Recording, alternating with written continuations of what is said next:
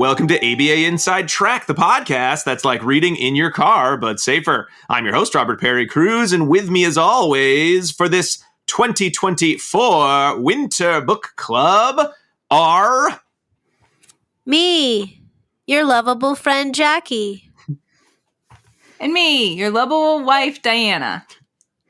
And me, your, I don't know, friendly book club guy, Alan. You're also lovable. Also very I would lovable. say, Alan, you are lovable. Thank you. I love you. Well, I love me too. I love that. Got all awkward there. Diana's kids, when I'd say Oh I my love God. them to them, they would go, "Thank you." Yeah, we don't show Jackie. emotion in our house. They No, love now you. they do. But when they were little, Yeah. they'd be like, "Thank you." It was the best. Oh, well, welcome to the show, everybody. This is our podcast about behavior analysis and behavior analytic research. And once per season, if you're listening to this in 2024, thank you. It means you are a patron and you are able to listen to this right as it comes out. We do these long form book club episodes as voted on by patrons. If you're hearing this in the far distant future, ooh, hello from the past. Yeah, hope everything worked out okay. Yeah, we hope things are good. You know, you're getting to hear more about this book that you didn't choose, but you get to hear about it. So here we go. We're going to talk all about a book this season and year.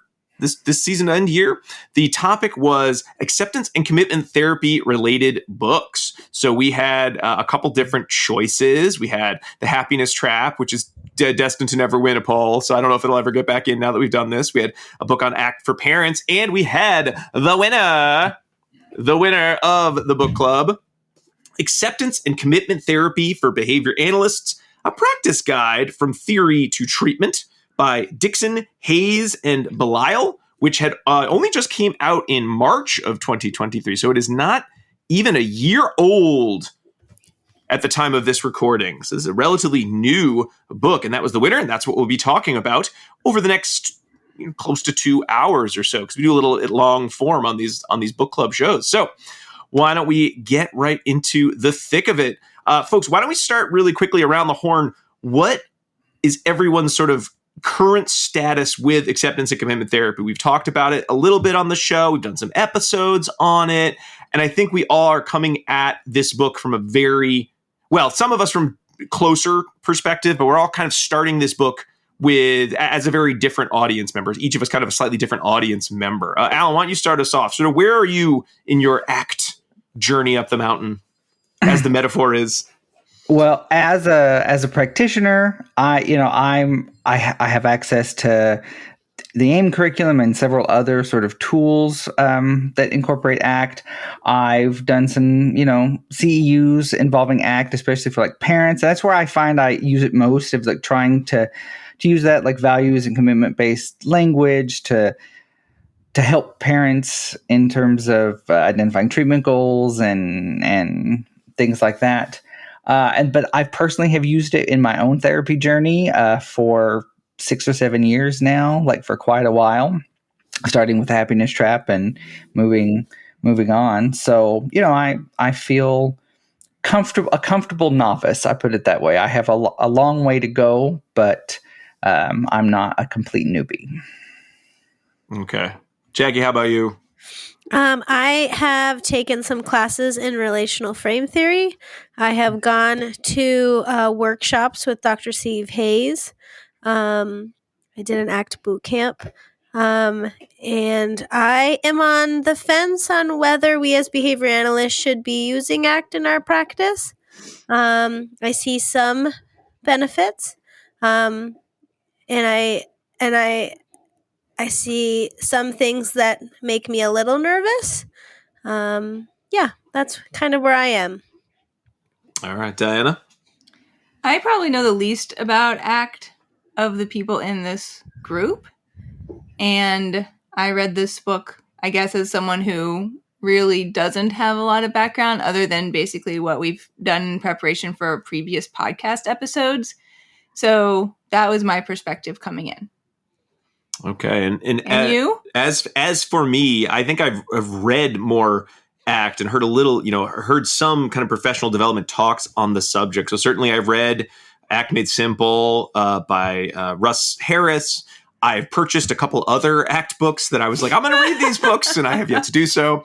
That counts, right? I did finally read The Happiness Trap because I realized it's never going to be probably a book club choice again. Maybe. But I think now that we've done this book, it's kind of going to be off the table. So I said I should just read this book. So I did finally read The Happiness Trap, not exactly in preparation for the show. Similar to Alan, I've had some times in my life where I have found therapy to be very helpful. And the last 2 times, I think I really was going through some challenges. I said, I'm going to actually try ACT because I'd already read ACT Made Simple, and I did the thing that the book, this and The Happiness Trap tells you, which is try these out, do these. And I said, no, I'm just reading this book until the end. I'm sure I'll use this someday. And I decided that someday was then. So I specifically looked for ACT practitioners, and I found it to be very helpful. I have a couple of strategies and kind of metaphors and sort of ways that I continue to use, really kind of relating more towards, I think, my own acceptance and my own kind of presence or mindfulness component, whichever phrase. I think they change the phrase in the hexaflex every now and again. I've done some PD, some really a long one with Evelyn Gould and Juliet Sandoz. They had like a multi-part series over the pandemic that I got into and realized that they were talking at such a high level. So I was really playing a lot of catch up. It was amazing, but I was just so behind. So I had to really catch up a lot. And then certainly I've seen Mark Dixon talk twice this past. In the last 6 months, he was spoke at Stone Soup. I thought he did a really nice talk looking at, I think, the peak curriculum, sort of some of the modifications that he and his group had made for using peak for younger children or for individuals with moderate disabilities. And I found that to be very interesting. So that's about as much as I know about relational frame theory. And then he also spoke at Babbitt earlier this year as well. Earlier last year in 2023.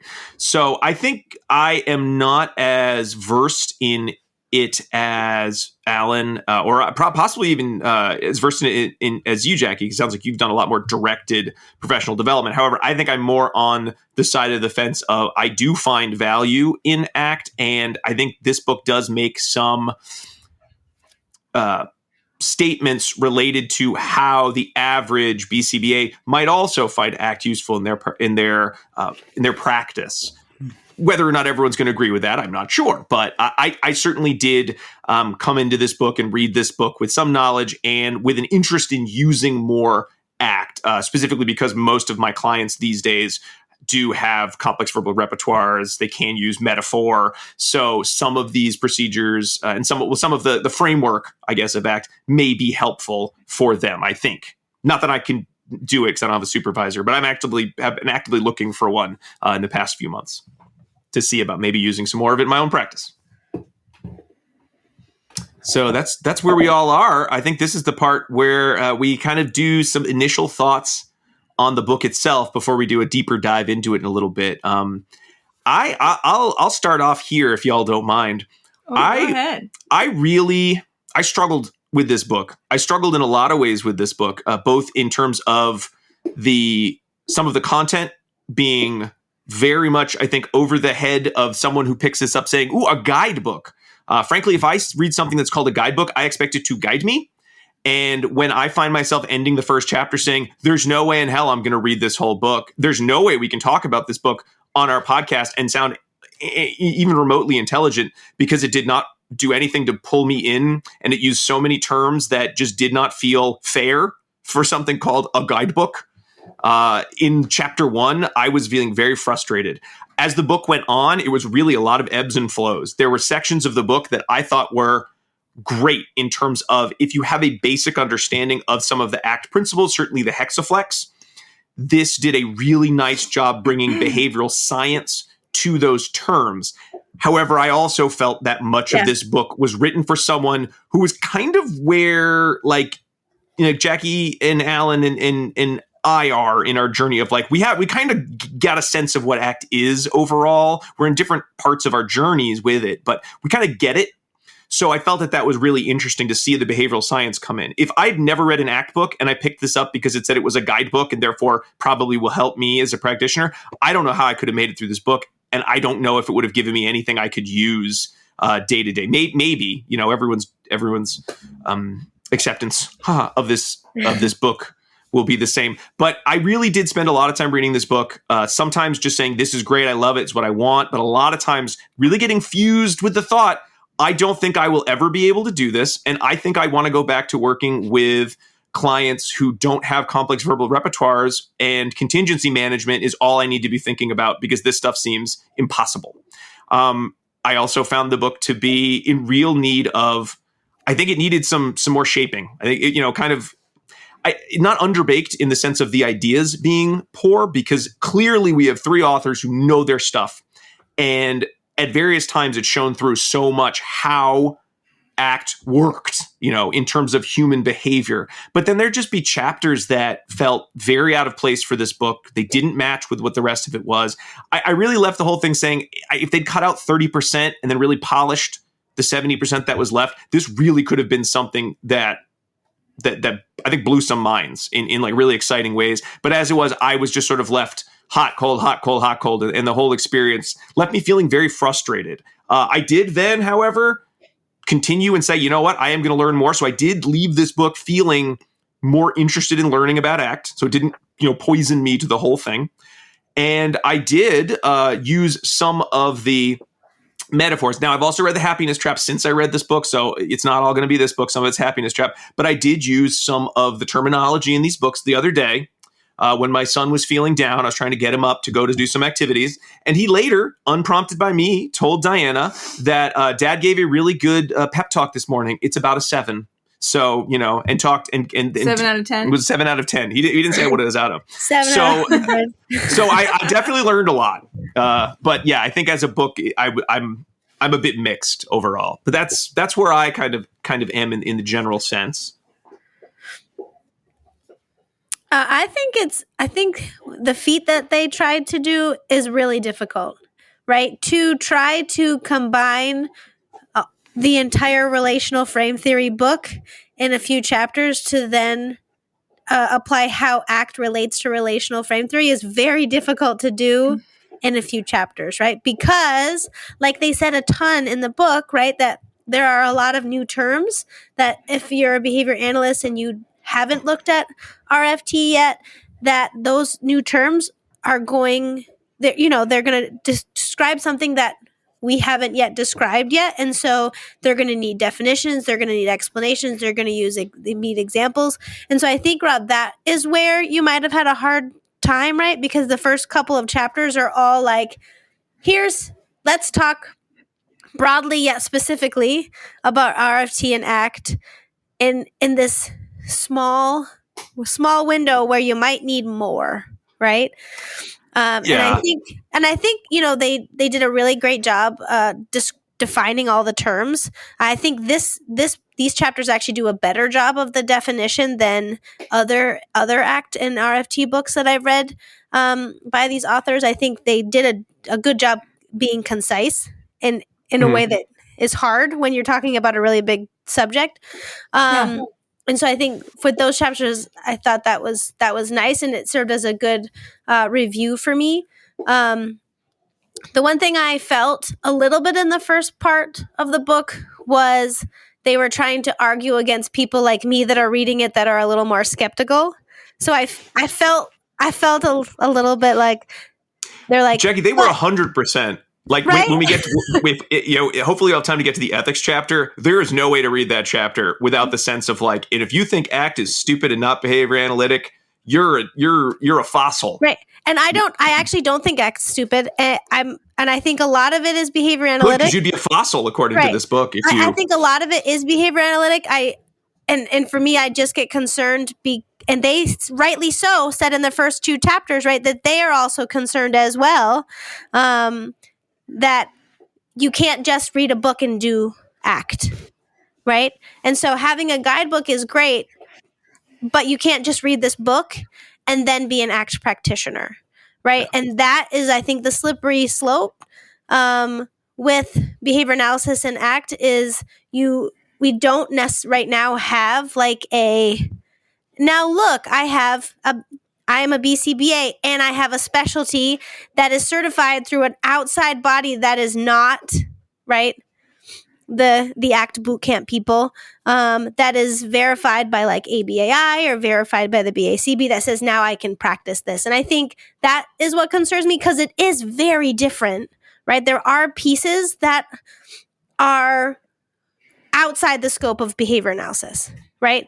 For all intents and purposes for graduate school, right? Like in graduate school, you don't necessarily learn about psychological disorders. You don't really necessarily learn about depression, anxiety, and what can happen and, those types of things. And then if as a behavior analyst, you are now expecting yourself to treat those, that's the part that makes me uncomfortable, right? And so I felt like in the first couple of chapters, because I still am on the fence, right? I'm not like 100% no, but I'm not 100% yes either. I'm still walking the fence there. There's just so many terms too. That's another thing. Like there's so many new terms.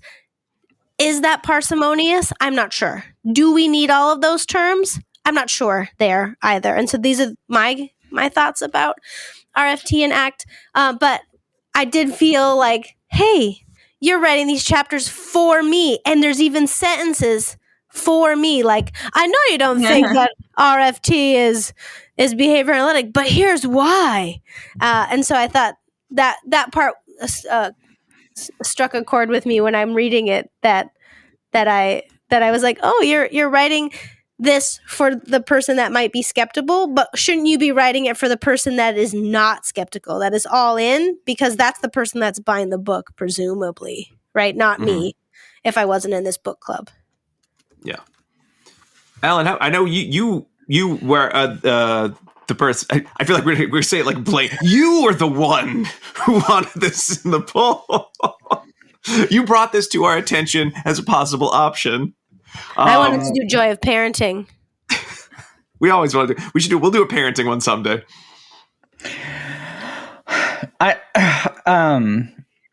Well, I will accept that blame. No, I don't know, even just hearing you talk, it's sort of shifting my perspective on the book. I realize I sort of developed this metaphor just now that so often when we read a book, we think of it almost like a new computer peripheral, like something we plug and play, we understand the basics, and we're ready to go. Acceptance and commitment therapy and RFT are more like a hardware upgrade, like installing your own RAM or installing a video graphic card. It is not something that you can do casually. It's not something you can do casually as a behavior analyst to the computer of being a BCBA, as it were. And so I think this book is dense, but I think it's important that they take it seriously, and they take seriously the thought that this is not something you can casually pick up and start using. This is something that represents a lot of skills that you need to have and understand. And so if you pick this book up and find it a little hard to access, it means you just need to be very careful in how you use ACT in your practice, and to just make sure that you don't, because it's just a big shift for us as a field into sort of what we're talking about, a shift that we probably need to be taking very seriously, because we're getting into other people's scope of practice quite seriously. Yeah. But and I think a lot of what Jackie was saying about like this is a little bit beyond what we learn about as behavior analysts. I think also because if you look into the history of like RFT and the work like Sidman did, that's like behavioral statistics, which is a step beyond like radical behaviorism. It's a little different. It's information science and behaviorism and some things like that. So I think that's also why it can be kind of inaccessible at times. So my impression of the book is it communicates very seriously why acceptance and commitment therapy is important to our field, but also why you have to be very careful how you move forward in its use in your practice. It's not just the hexaflex. Right. One thing I would recommend is increasing the font for us oldies out there. Woo! The font is, I can't even tell you, maybe 8. The Pretty size, small. it's like 8. Yeah. And it's like Times New Roman 8. And so a lot of the times I'm like, eyeballs big, book away from my face, because now I'm in my 40s, so I'm an old lady with reading. And I was like, oh, usually you're like, oh, one chapter, it's only like 20 pages long, and it'll take me like, like an hour, and you're like 3 hours later, because it's actually disguised as like a 3 times chapter because the size is so small. Yeah, there were definitely some topographical problems with the book. I think the small font size. There's something about it that just felt like this definitely seems like if Dixon and Hazelblatt kind of got together in a couple months, or you're kind of thinking about the book and they're like, what do we want for second edition? Like, what would we update? I think there really is a way to make this kind of hum a little more. Alan, I think you mentioned kind of before we started recording, we were talking about the audience. Like, who is the audience for this book? Which, it's one of those weird conversations, because usually we talk about science books, like, who's the audience? But we've done a lot of books on the book club that are sort of, the audience is everybody.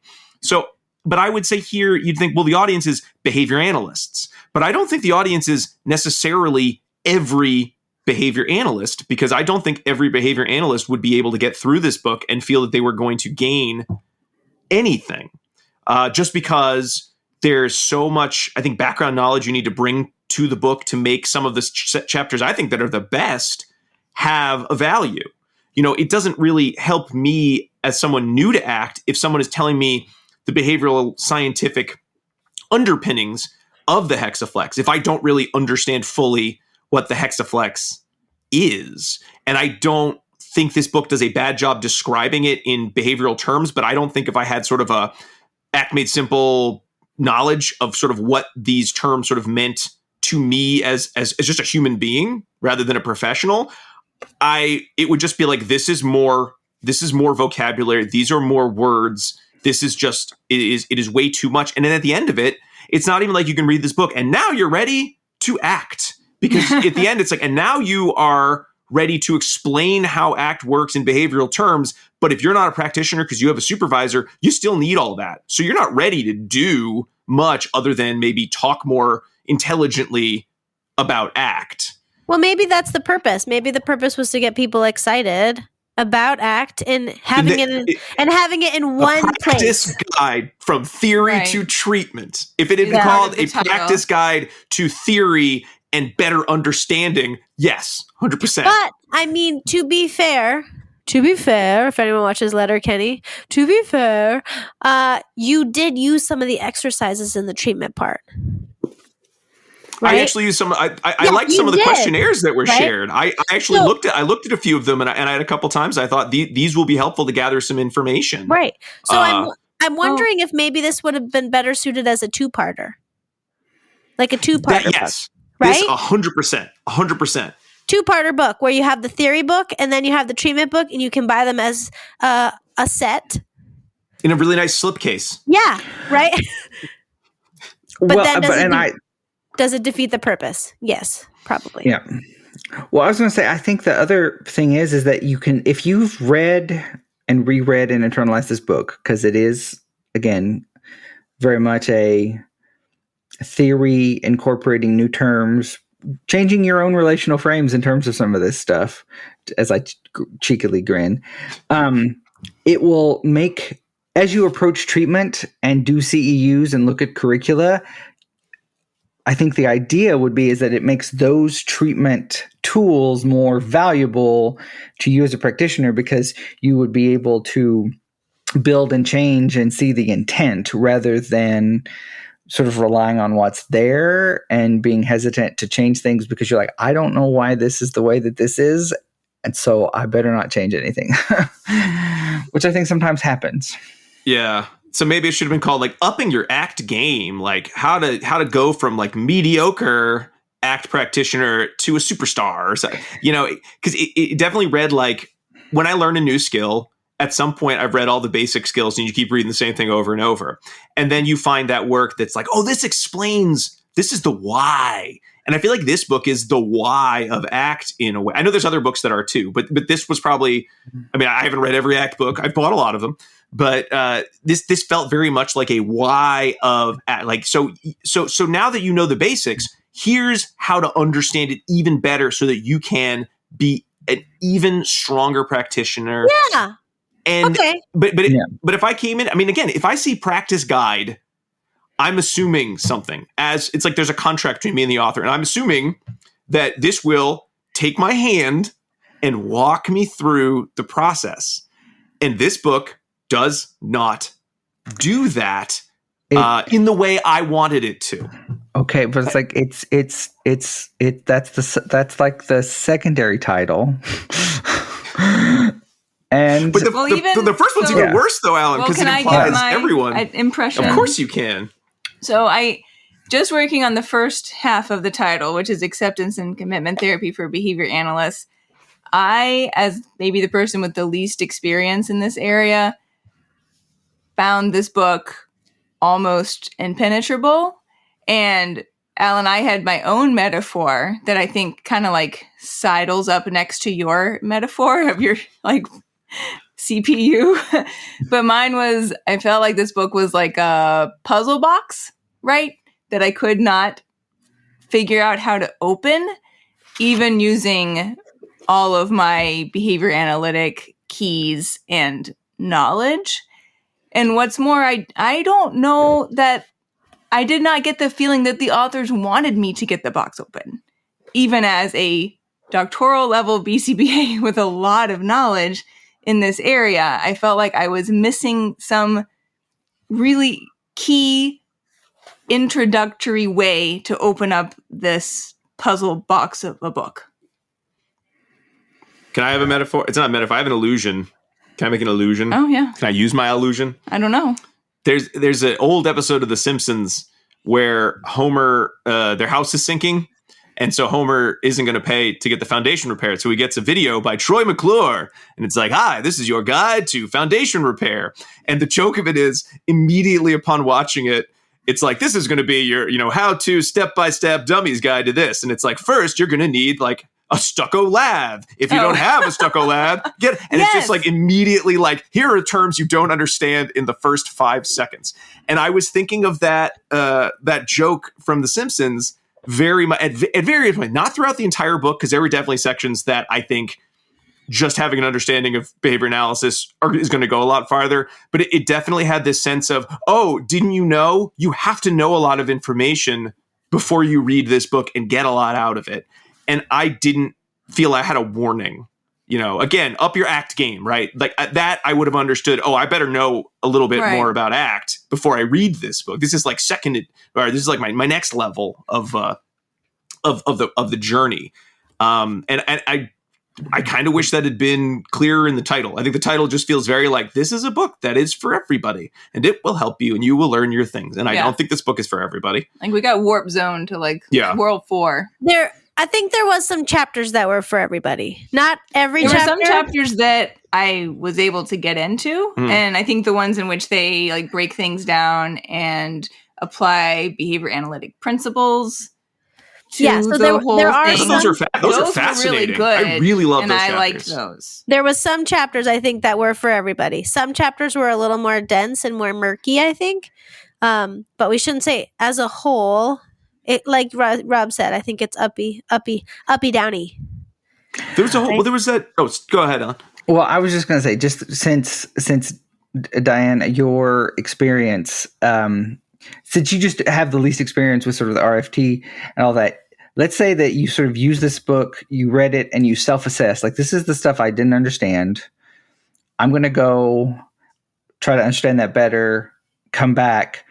Could you use this book in sort of a conversation with yourself to like, you know what? Like, I feel like I'm really confident with ACT now because I've got like one book that shows me not only what I know, but what I don't know and feel I should know, and then come back and change your practice like through not immediately. It might take you years to do that. But if you really wanted to incorporate ACT into practice, you feel like the book might be more useful then? I liked the middle of the book. I will say that, right? And that's Same. The middle of the book was great. Yeah. Middle of the book was really good. I guess we'll get to it, hopefully. So that part, I guess, was the part that I was most able to grab something from. I don't hate ACT or the idea of ACT, right? I think there's a lot of good stuff here and a lot of questions within behavior analysis that we don't address generally due to the limitations of our science. So it's attempting to answer those important questions, right? And you're going to get into murky territory in doing so. So I totally get that. Like, I'm on board with all of that, right? I don't feel at all prepared to now teach ACT or do ACT based on this book, but I'm not completely turned off to the idea of it. I might seek out another book that might help me better. Mm-hmm. And that was just my question. Was like, do you feel that this gives you clear information to go follow up on, to be like, well, I didn't really understand this part, so let me go look up these terms and like figure out what they're talking about here. Because I think maybe. There was also a part of it, and I don't think this is necessarily the book's fault, but I think this book made a very good case for how relational frame theory plays into challenging behavior, or the function of challenging behavior, and then how ACT could be used as a component of behavioral treatment. But it also then left me feeling very much like, if I'm not using ACT and my clients have a complex verbal repertoire and it's not like slam dunk, it's just contingency management, baby stuff, then that's not how that is. No. But it's just simple contingency management, right? It's the stuff that you're definitely going to learn as a BCBA. I think the point of the book was to share how our field isn't necessarily jumping forward in terms of socially significant treatment options as we could be. And this might be why, this lack of understanding. On the other hand, it then also left me saying, I don't understand how I would use this necessarily. I still need a supervisor. How am I going to get this practice? So, book, all you've done is convince me that I need to know this, but not how to do it, not even what my next steps need to be. And I'm just going to go to work tomorrow and feel like I'm failing everyone counting on me. Now, again, that's not the book's fault. I'm fusing. I'm the one who's fusing with that thought. That's me.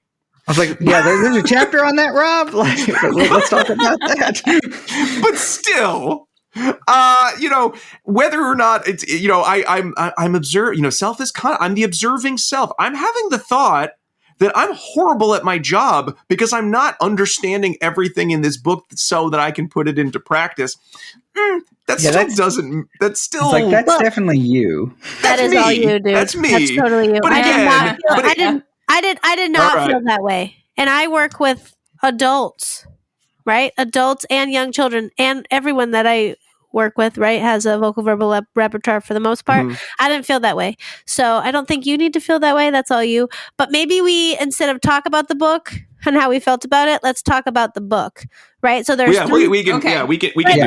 We're already like a half hour in, and we only have an hour and a half left, and we have 3 parts, right? Yeah, we'll get through it. We're not going to talk in every detail on this book. It's too big. It's too much. Right. There's too much to know. But let's move into that. One other general point I'd like to make, which is all the past guests that we've had on the show who practice ACT, and other folks I know who, really ascribe to this, are some of the most people who are like the most at peace with themselves, right? They seem like extremely self-actualized and really jazzed about this approach to understanding their lives and really like placing their values forward. So I have a lot of respect for this as a personal practice. Yes. 100% personal practice. Yes. I do a lot of the things that ACT does in my personal life every day. Right. And we'll talk about that. You do, Jackie. Yeah. I do. I'm like your woo-woo friend. I'm your woo-woo bestie, everyone. Like, I'll give you some crystals. I'll do some meditation. You do a good job of many of the things in this book. Thank you. And there is, it says in the book, there are a lot of things that you might be like, I'm training cognitive behavior therapy. And if you still have a bent towards mindfulness. Like we've talked about mindfulness in like classroom management systems before with Dr. Felber. So you certainly could be doing more ACT than you think you're doing, even though you're not necessarily labeling it as ACT. So we also don't want anyone to say, I don't understand ACT. I'll never understand it. It's impossible. Some of that is our personal journeys. But I think we all agree there's a lot to be had here. The challenge we have is, I think if you're saying, I think I know a lot about it, kind of like the way like Alan or Jackie were talking about it, or maybe I'm like, a little beyond where Rob is, you we're not going to say, don't read this book. You won't gain anything out of it. But I think if you're like ACT, I've heard of that, I want to learn more about it, I would not recommend that you start with this book. I think it's a Rule 4 book.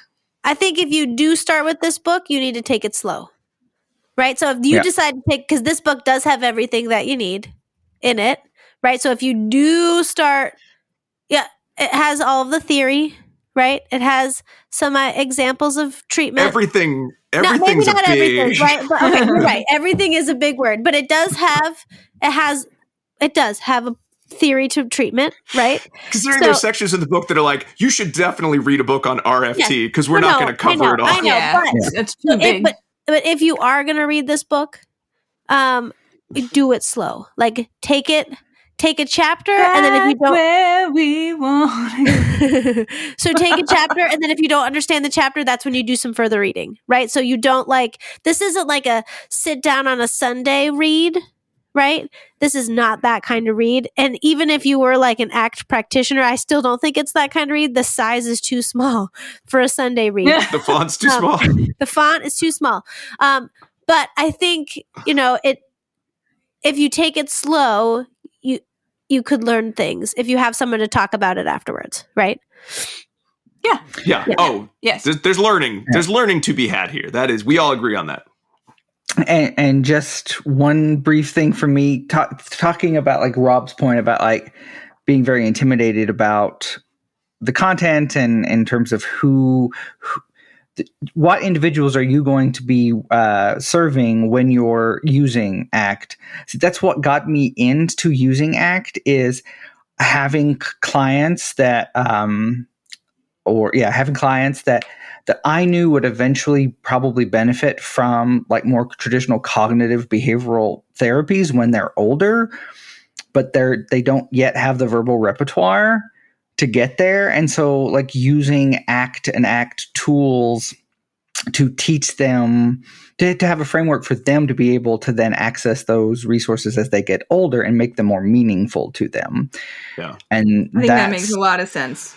Yeah. And so I think it is, as Jackie, what I would say the friendly skeptic is saying, like, this is the sort of thin end of the wedge of our scope of practice. This is getting into a field that's very hard, but we as behavior analysts, especially those who do still work in intervention and treatment in like the sort of private healthcare setting where we do involve a lot of therapy, like we want to do meaningful stuff. And so rather than just sort of social skills or SEL, applying the sort of ACT framework to how we're going to proceed and how we're going to help our clients, that's why I find it valuable. So, well, it definitely made me want to take a look at the peak curriculum, possibly to teach myself relational frames a little bit more. Because let's go one weekend, you and me. Let's go through it. We'll just do it. We'll just knock it out. I love it. Let's just knock it out. It sounds good. I feel like I'll be in a good. It's like I know what the students know. I think I'm ready to read the next book on the subject. All right, so a little, your mileage is going to vary on this book, but let's take a little break. Kind of our final, not our final thoughts, but our initial thoughts. Let's take a little break, and when we come back, let's dive a little deeper into what acceptance and commitment therapy for behavior analysts has to offer. We'll be right back.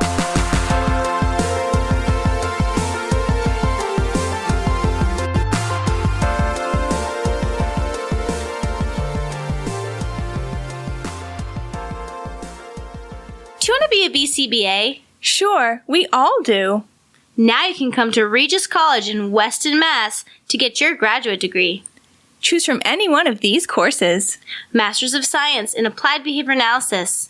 Masters of Science in Special Education. Dual degree in Special Ed and ABA. Or be eligible for your postmaster's certificate. You can complete your degree and be ready to sit for the exam in 2 years. And our 2017 grads had a 100% pass rate on the BACB exam. Come enjoy practicum placement support, ethics mini handbooks, PhD level professors, small class sizes, and a service trip to Iceland. If interested, don't delay. Supplies are limited. Learn more at regiscollege.edu. Again, that's www.regiscollege.edu, regiscollege.edu. One more time, www.regiscollege.edu. See you there!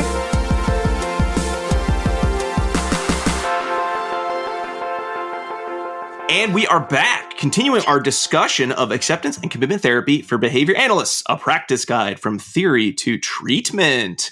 But before we do that, I want to give all of our listeners their first secret code word. If you're listening to this on our Patreon feed, thank you so much. You're going to use these 2 code words plus the link. It's in the notes page to go to the original post on patreon.com/ABA Inside Track, where you can find your 3rd bonus discount code word. You'll be able to get 2 CEs for listening to this episode as a thank you from us. You do still need your 2 secret code words. If you're a patron. If you are listening to this into the far future, you could become a patron and get 2 CEs for free. Patreon.com/ABA Inside Track. Or you can just find the code words like a normal episode. It's just a long normal episode. Either way, you're going to need your first code word. It is Tuscany. Tuscany. It's an area of Italy. It's a board game that I was staring at before I wrote down code words that I really want to play. It's still in the cellophane, but it looks great. You make a little a winery. It looks so much fun, but I haven't played it yet. Under the Tuscan Sun is one of my favorite, like, rom-com kind of movies. Oh. Yes, me I haven't seen that too. one. Right? It's Likewise. really high quality. Is it good? Yeah, good. it is. Yeah, Yes, I think we watched it Okay. together, and I cried on your couch. that's highly possible. Yes, Yeah, I've it's seen so it good. several times. Yeah. And one of the best, like, heartwarming twist endings, I think. It's so out good. there. Yes. Yeah. Absolutely. The ending is the best. Mhm. Yeah, you're crying Really. happy tears at the end. Oh, okay. Pause this show, go watch Under Tuscan Sun, come back. Come Because back, it's very you're like, relatable to the. All right, Tuscany. All right, so let's talk a little bit more about the book. Let's get into the content. So this book was broken up into 3 sections. Part 1 is kind of the why ACT, what are the basics of ACT. Part 2 is, I think, the area like we talked about in the intro section was our favorite. Was really the behavioral science behind the 6 parts of the hexaflex. So why does this work behaviorally? How do we explain this, as well as some ideas of what this might look like in treatment in terms of your independent variables, dependent variables, ways to measure the skills related to ACT. And then part 3 is sort of a hodgepodge of a lot of things. It covers how to use some of the ACT principles in your functional analysis, what a treatment session might look like, a whole chapter on research, which just cut that out of the book. That had no place in this book, I thought. It did have some handy examples. I guess. Not that. Oh. Just part 3. Oh, okay. Just that chapter was no good. It felt like what's the Harper Lee, the chapter on Scout's birthday and To Kill a Mockingbird? Yes. So people want to hear that. To Kill a Mockingbird is basically an unedited book in that when Harper Lee submitted it to the publisher, she included an extraneous chapter about Scout's birthday party, but she included it as part of the book. And so the editor brought it back to her and said, this book looks pretty great. I just don't think that this chapter is necessary. And she said, oh, you're right. We'll take it out. That was pretty much the only edit made to the book. So it exists out there basically just as Harper Lee wanted it to. So perhaps that chapter was the Scout's birthday, and then the editor was like, nope, it's all great. Keep it. That makes me so sad, actually, that I will never ever write a book as good as that, even edited. Right? Like It's That's okay. You know what? Not everyone is Harper Lee. So No, not everyone's going to write To Kill a Mockingbird. It's tough. Or had the benefit of having her best friend, Truman yeah, Capote. that's true. Oh, yeah. Yeah. So that, and then ethics. I talk about ethics of ACT. It's kind of, so that's kind of a hodgepodge of part 3. So part 2 is our favorite. So we're going to go a little bit faster through parts 1 and part 3 because I think, we didn't like those sections quite as much. which means Rob's going to talk at 1.75 speed. I always talk rather at than just 1.5. 1.75 speed, Diana. So the first chapter is a lot of, I think the first section describing the idea of behavior analysis as kind of stalling out. We're not accounting for a lot of complex functions of behavior that can occur with verbally mature individuals, how relational frame theory and ACT can give us additional ways of thinking about the functions of behavior that go beyond, so that why a behavior that go beyond just direct contingencies. Great. Then the chapter keeps going. And I'll be honest, it is in my notes. This is the worst first chapter I think I have ever read. I really don't think I've ever read a book and felt so disheartened. It gets better, but man, they did not start off on the right foot on this segment. Like, I really was like, I don't think we can talk about this book on the podcast. I really don't know what's going on here. I had such a hard time with this chapter. I feel like this would have been a good chapter 2, not a good chapter 1. Yeah, well, and I liked chapter 2 a lot. Yeah, You're right, Alan. chapter 2 Start with chapter also. 2. Flip them. Yeah, I feel like I could have flipped them. Yeah. But I do like it just in chapter 1. I think the great sort of could probably get us beyond this is that they talk about how modern behavior analysts grew up in a world where behavior analysts as a professional field largely focused on people with developmental disabilities, act as of interest to BCBAs in part, blah, blah, blah, because it will help us expand the range of practice for behavior analysts. So like knowing that is sort of part of the intent behind the rest of this book is very important, because they're saying that this is definitely pushing the envelope. Yeah. Yes, that's And true. also why And I think, yeah. You go And ahead, Jackie. This chapter, I think, is helpful to establish when you're talking about relational framing as behavior relations and not stimulus behavior relations, right? Because if you don't understand that, you don't understand anything as part of relational framing. So Yeah. that took me like Ouch. it took me like an entire semester to grasp. So, right, because I'm like, but where's the stimulus? But where's the Right. stimulus? And it is there, right? But it's there, but it's not part of this behavior relation when you're talking about relational framing. And it is, I think, prudent to note that many of the theorists around RFT were not actually radical behaviorists, but intra-behaviorist. So that's where that the functional contextualism is. So that's always helpful to note, right, that they might be coming from a slightly different theoretical viewpoint than Skinner's radical behaviorism, which is okay, right? We all have different things and beliefs and philosophical assumptions, but there is a difference between Skinner's behaviorism, radical behaviorism, and Cantor's interbehaviorism or functional contextualism, right? So I think that's an important distinction that they make in this first chapter, but I think they make it quickly. They're like, we made it. It's similar to Skinner's, but I don't think, right? They're like, we did it, but still, let's keep talking about Skinner. I think that was a ploy to the behavior analysts out there that are primarily radical behaviorists. But RFT is based on functional contextualism.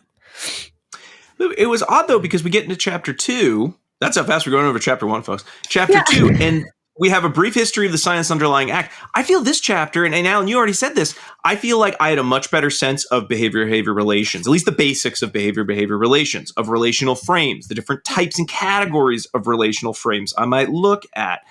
Really, how does the ABC model play into these sort of private events? It pulled me in. It made me feel that I wasn't an idiot, unlike chapter 1. And I was very much ready to go on. So I really did hit this chapter, and it felt like it did a good job. The good summary got me excited to learn more and then moved on. But it really was, I mean, and again, this is, I think sometimes we do these book clubs, it sort of vacillates a little between like behavior analytic content and like literary criticism. But here's my literary criticism. If the first chapter leaves me feeling so bad, it doesn't matter how good the rest of your book is, because it's really hard not to keep coming back to how frustrated I felt at that first chapter. And I think, Al, I don't know why it wasn't like, let's start with chapter 2. That's chapter 1 now. Or let's take the first couple, like the first 2 pages of chapter 1, then put chapter 2, and then maybe come back to chapter 1. I feel like we could have had, that would have been something that really got its point across and kept me feeling, like I had forward momentum in terms of learning this content and then being able to use what I was learning in the book. Although I will say I've had this issue in writing papers many times where I'm like, there's 3 main points I want to make, and I want to make them all immediately upon starting the paper and simultaneously. But you can't do that. You have to pick an order to approach. When a paper is not a book either. No. When they I feel like a paper you have like a shorter time. Sort of like it's hard to get that upset about a paper, but a book, it's like this is going to take me a while. I beg to disagree. Oh, okay. Yeah. And I think that what could be said in sort of favor or sort of make why chapter 1 is what it is, it's definitely the most, I feel like they're really trying to talk to peers at like a very like radical behaviorist theorist level. Like this is like, we acknowledge that this is what this is. Chapter 2 is more accessible because it's saying, we live in a post-Skinnerian world. Except chapter 1 just set the framework of like Skinner's important, et cetera, et cetera. The science has evolved, et cetera, et cetera. We think it's important to talk about. That's because they talk about the mentalistic error and all of that. So they're really trying to sort of say, we're not abandoning radical behaviorism. Here it is, chapter 1. We just are moving beyond it in a certain set. So I like that. I like that. You're right. You're like that. And that's probably why I felt like they were talking to me in that chapter. Right? Because they were. Yeah. Well, I mean, if your goal is to reach as many behavior analysts as possible, I assume you will reach few. I don't know. It's just like that's not the audience you should be targeting. Or write your own pamphlet for that group of individuals. In any case, I think chapter 2 covers a lot of that same ground in terms of talking about what are private events. Skinner did have an understanding of private events, but there's a big difference between sort of how that kind of contextualism, functional contextualism comes into it. There's a similarity that there wasn't an objection to that we have a mind, that there's inner workings of mind, but the idea of the mind being causal. I have a thought and it makes me do the things, it makes me engage in the behavior versus sort of that, I think the quote is it's a two-way street, with the context, we kind of have that direct contingencies and stimulus pairings kind of go back and forth. They kind of both of them can alter operands, they can alter stimulus functions because of the derived stimulus relations. So it's a modification of radical behaviorism rather than a rejection of radical behaviorism, at least according to the book. I'm not as well versed. I'm only going off what I read and learned from that chapter. I think they go into the evolutionary account of behavior. I thought that was fascinating. It's not the first time I've heard the idea of operant conditioning as part of evolution, but I thought the book did a nice job sort of explaining how that works in terms of reinforcing variation and the importance of context in the overall sort of evolutionary process. Yeah, distinguishing it from structuralism, I thought was nice. And I like how in chapter 2 they talk about the behaviorists that sort of precede Skinner and the we have them in our task list, like pragmatism. Well, who pragmatism? That's Dewey. And really like Watson's work on like really focusing on behavior was essential to what Skinner was like later able to do. But I remember reading about Skinner, but then reading a book more about just sort of behavioral psychology in general, being like, why don't we talk about Watson? Like he's really, and being having an education background that gets us into people like Bandura's, which is also very important, but not the strictest behaviorists, but still important people for us to know about. So I like that they take a broad scope in behavioral, in what behaviorism is in this in the second chapter, because it's important. Yeah. I think the description of the different kind of relational frames, it's very quick. I think there's about a paragraph, maybe half a page on the different types of kind of categories of relational frames. And I'd see Mark Dixon talk about this at this year's Stone Soup. And I think between those two, it was very elegant and a very well explained kind of primer on this is what relational frames are. This is kind of how it works, the nitty gritty of it all, kind of looking at the different categories. You've got your comparisons, your distinction, your frames of coordination, your temporal frames, right? And sort of how our verbal behavior can derive relations. And they give an example on page 33 about like, well, dog, dog and the word, written word dog, the textual cue dog are mutually entailed in that they refer to the same thing. But when you can use kind of some of those relational frames to make other assumptions. So sort of like one related to sort of not coordination, distinction or comparison, right? Bigger, smaller frame, right? How that is going to be how you learn all the different kinds of dogs, how to identify all these different dogs, right? So it's just a nice, simple way of this is how you can get derived relations. And it was a great example. I liked that. I think it was actually the example he gave at Stone me. Soup. So maybe I'd seen it twice now, so it made more sense to me. Yeah, I did take a whole class on Sidman's stimulus equivalence. Like, remember, Jackie, we read that giant book. I love that book. I saw that book in your office.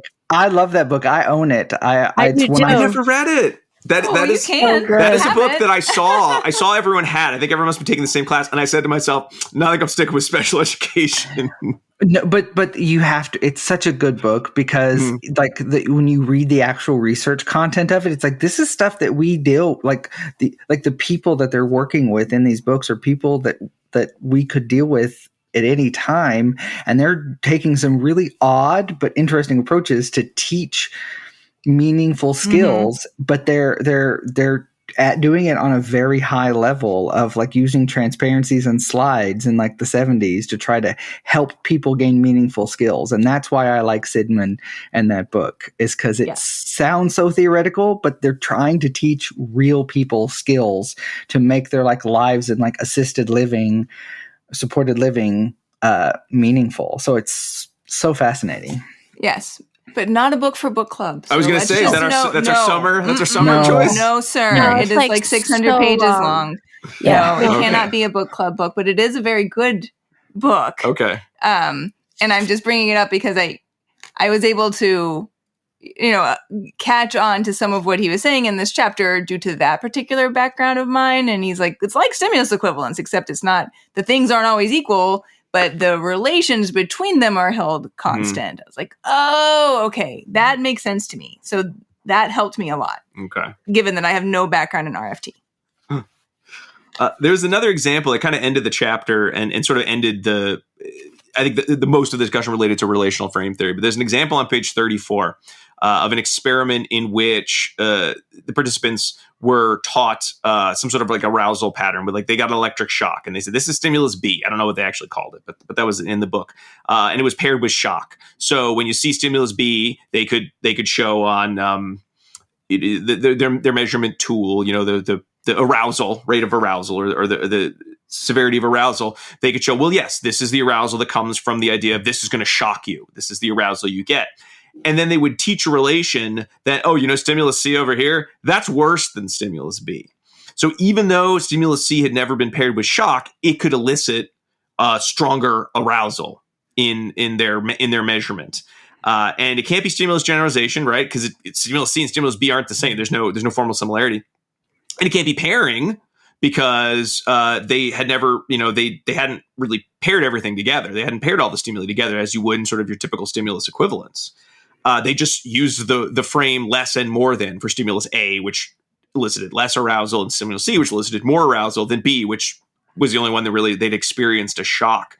And in that idea of like these frames can transform the function of a stimulus. And I really like that example. And again, it really did pull me back into the book. I'm like, okay, I'm learning new things about ACT. And so then when we get into chapter 3 and talk about the ACT principles in general, I was very ready to sort of understand them in a different way than, say, when I read ACT Made Simple or later on when I read that. Well, I read The Happiness Trap after I read this book. So that was good. They were not actually shocking people. No. Should make that clear. So anything else on kind of our relational frame basics chapter 2? Nope. All right. And then no further questions. No further questions. And then I think chapter 3, we get some good definitions of the goal of ACT, which is to improve psychological flexibility, to change the function of psychological distress. And I think this section reads a lot like The Happiness Trap, or in some case ACT Made Simple, with really our societal fascination with escape from thoughts, escape from negative feelings, escape from pain and distress, and not in sort of that evolutionary, like, well, yeah, of course you want to get away from, a hot stove or something on fire because it will hurt you. But that sense of, I want to feel good and I can't feel bad. And how so much of what you see in psychotherapy is a real focus on, don't feel that way. And our society, you shouldn't feel that way. And if you do feel that way, this is a lot more drawn out in the happiness trap. That idea of, if you are feeling that way, you are setting up rules. There's a psychological rigidity of all these signs we see in our society of these things, these feelings, these are bad and you need to get rid of them. And therefore you're going to engage in behavior that's trying to suppress your feelings, that is going to try to put your feelings on extinction, which again, if you look at relational frames, it's really, really hard to tell yourself, don't feel sad, because in there you have a frame that is cueing some amount of sad feeling behavior. Don't do what Donnie Don't does is really, that's my non-relational frame description of kind of what happens with many of those types of therapy. And then when you put kind of some of the rules based on sort of how we respond to object actions, private events, the contingencies at play, and then you add in relational frames, it complicates the whole thing, because we're not looking at direct contingency management, which is why one can be anxious about an upcoming event, even though, well, it's not in front of you. There's no stimulus that should be cueing anxiety necessarily, yet you are engaged in anxious behaviors. But one might also argue that internal stimuli act the same as external stimuli, and so that internal stimuli may be the stimuli that has had a history of punishment or reinforcement in these anxiety-provoking situations. So then that might be the reason why you're feeling anxious in that moment. Not that you can't do something about it, right? But we might not need that behavior relation in that instance to describe why anxiety is occurring, and saying that the stimulus is in it's like in the far distant past, right? Because a stimuli that is in the same stimulus class, or even something that's remotely, like it's the same yellow as that yellow, could also evoke those feelings of anxiety in that situation. So I'm just putting that out there. Yeah. And I think when you look at sort of the ACT framework, and I think one of the reasons that I sometimes get frustrated with ACT, I sort of want someone to be like, show me how to act, show me how to do it. And it is more that framework. There's a whole chapter on models, which some of the models I liked more than others. I don't remember, that's chapter 4 or 5, but it's really a level of sort of understanding what could be happening. And again, it's not that, and I don't think this book purports it to be, like you said, Jackie, it's not that it's not a direct contingency, or this isn't related to observable stimuli that could be changed and therefore behavior would change. It's more understanding that it also could be based on the framing. It could be on, well, Sure. You have all these complex verbal behaviors, or you're setting up these very rigid systems, these Right. rule systems that are leading you to engage in behavior that avoid certain private events, which are then leading you to engage in actions that are moving you away from reinforcers in your environment. And we get into values. So, Right. value committed actions, to reach those lifelong values. And it really is that sense of, you might not need this. However, there's a difference between you don't need this all the time and it doesn't exist. Those are two different discussions. And that's, happiness trap, I think, does really good with that in terms of, if you like this and you think this is what's happening, great, you should use this. But the goal is not, and now you will do the steps in the hexaflex every day, because if you do that, that's as bad as when you were like, I can't do any of these things. Because you really have to take the flex. When they talk about your flexibility and talk about acceptance, it has to be all-encompassing acceptance. It's not just I just have to accept not to be anxious, because then, well, that's just as bad as where you were before. Well, that's the whole chapter on acceptance, right? It's about accepting the negative and also accepting the positive. Yeah. So, Are we ready to talk about part 2? Well, let's go over the hexaflex real quick, because I think this chapter does a really nice job of just, if if you were like, I bought this book, it sounds like maybe I'm not going to get something out of the whole thing. I think chapters 2 and 3 are the best kind of summary type chapters in the book. So we've got kind of our hexaflex. They talk generally about psychological rigidity, psychological flexibility. I like the definition the definitions they used in this section. So I think it's on page, let's see. It's page 45. 45. Do you want to read it, Alan? Do you have it in front of you? Yeah. So psychological flexibility has sort of 6 features. Self is context, given a distinction between you as a conscious human being and the psychological content that is being struggled with. There's acceptance, which is, are you willing to experience that content fully and without needless defense? There's diffusion, which is things are as it is and not what it says it is. There's committed action, which is to do what takes you in the direction of your chosen values, and that's values. And then at this time and in this situation, so contact with the present moment. Mm-hmm. So it's I like the way they lay it out, but it's also funny because you have to read it as one long sentence for it to make sense. I had it in my notes. I forgot they did that because I had it in my notes as the one long sentence, but I actually like it now that I've read it and I've read the one long sentence. I prefer it as the breakdown to go over the components of the hexaflex too. So we got our fusion, we've got our values, committed action, self as context, which is I think the hardest of the 6 in the hexaflex. And certainly by the time you get to it in the book, it feels a little extraneous in some ways because they sort of you have to describe it before you get there to get it. It's a bit but of the hexaflex is just like these are the 6 aspects of acceptance and commitment therapy that you're going to be engaging in order to kind of like go through all this process. Well, but it's got a whole special name. Well, it's those are the components of either psychological flexibility or psychological rigidity. So again, depending on where you are with them, these middle level terms, that's what they're calling them, right? To describe what's happening. Yeah, there's so many of them. Yep. Yes. Right. So there's just so many. Too many terms on the dance floor. Yeah. Do we need all of them? I don't know. But that's where I get kind of hiccuped a little bit. Mm-hmm.